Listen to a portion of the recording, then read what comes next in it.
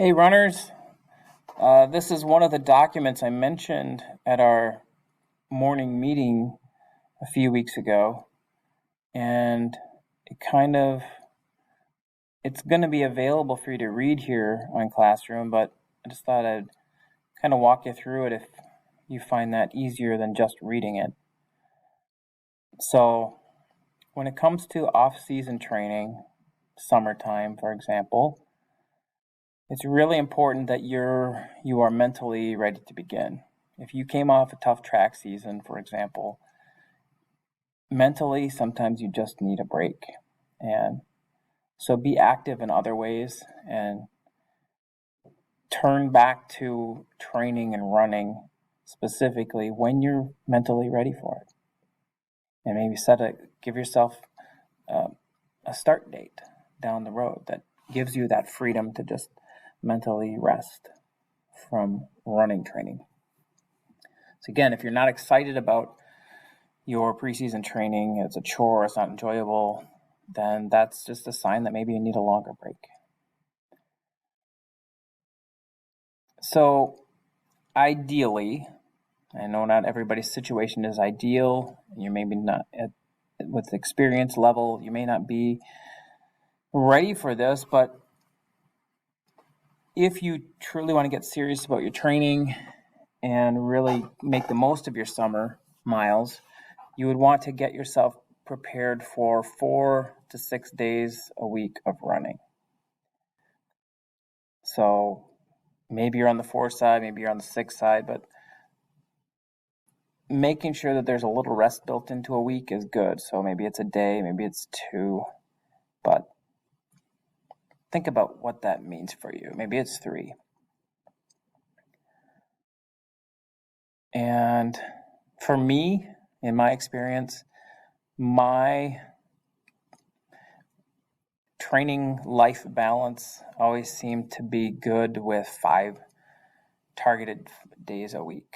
That was consistent enough for me to build, give me the flexibility each week to have days off when I need it or when life gets hectic, or maybe I just need extra rest. So maybe you'll find the sweet spot for yourself, but you don't always know until you try. So some concepts, if you've had cross-country experience training as part of the program, you know that there's such thing as a long run.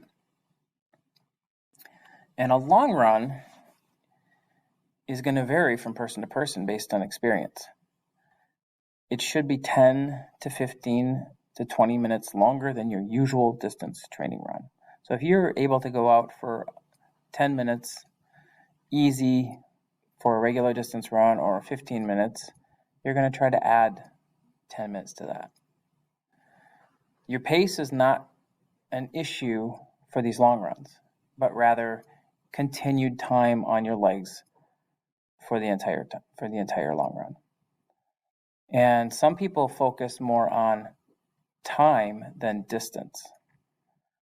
So if your normal training run is 3 miles, then a long run could be 4.5, roughly, just to give you an example. Through the course of off-season training, you want to gradually build up your long run. Now, most of us are not going to be ready for a 75-minute long run. But if you train consistently throughout the summer and attempt to add a little bit more to your runs as you're getting stronger and more fit, if you're a varsity caliber runner, it's not outlandish to think that a 75-minute long run could become normal. It's also important to remember you shouldn't increase more than 5 to 10 minutes of a week. So if you're going to add to your long run, don't suddenly just double it. You want to build up gradually so you can avoid injury. Long runs also make you more stiff and sore, and it's really important to do some walking and stretching afterwards to make sure that you loosen up and don't, again, get injured.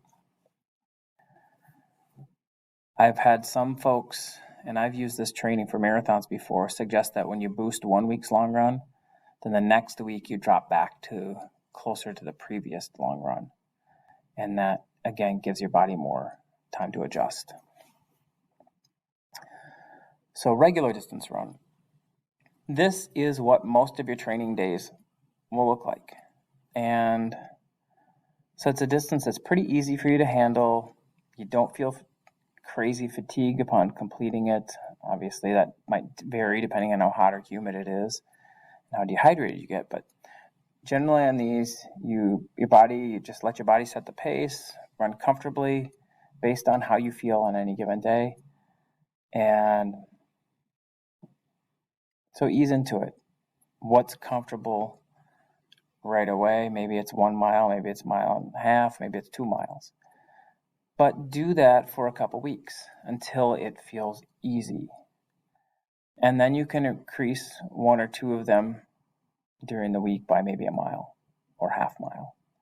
But ideally, you're working up toward, by the end of summer, 4 to 6 miles as a regular distance run. If you could come into practice in August, being able to run 4 miles comfortably, you would be ready to go. And you would be able to start training for racing instead of training to get back into shape. And that could mean a difference in performance goals by the end of the season.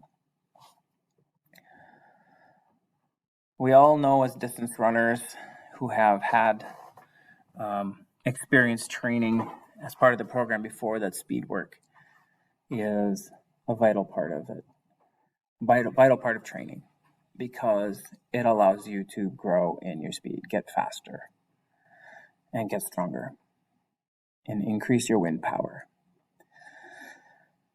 But speed work is where we have so many options to mix things up, to keep your body a little bit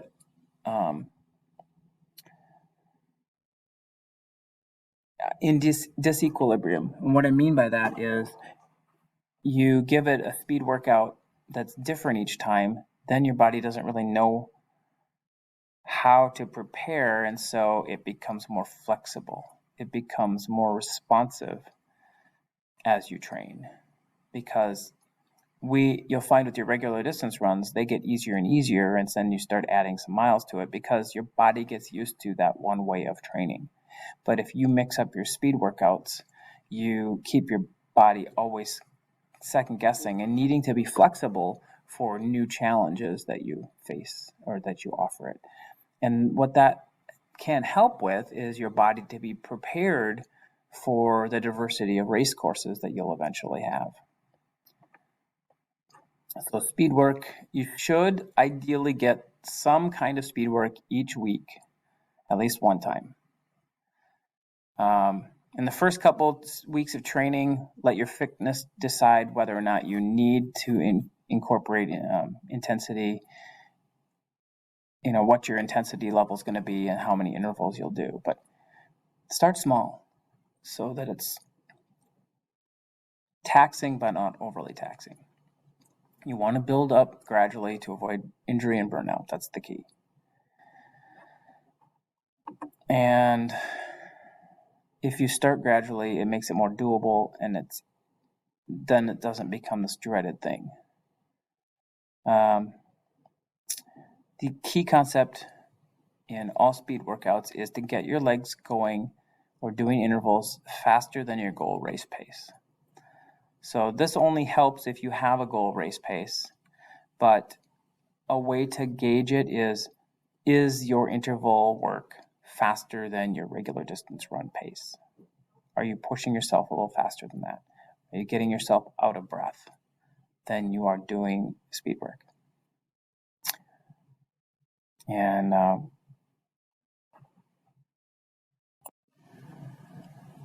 right, so if you're new, whatever you do, don't worry about specific splits and goal paces too much. It's something that we can work on later. But if you do kind of know and you're a numbers person, go for it. It can help you, give you something to focus on, and maybe feel a little more drive in those specific speed workouts. But it's not imperative that you have specific splits and those kinds of things to work on. Key idea is just moving your legs faster than your typical distance run, maybe a little faster than whatever your goal pace is going to be. So here are some different kinds of speed workouts. And if you do a little of all of these, you're going to mix it up enough that it won't feel stagnant, that you won't be bored with the workouts. And you'll find out some of them you enjoy more than others. And I can tell you also that doing these with a friend, getting a running partner on the team, is going to make it a lot easier, and you'll take less energy to complete a speed workout with a partner than it takes to do it on your own. So take that for what it's worth as well.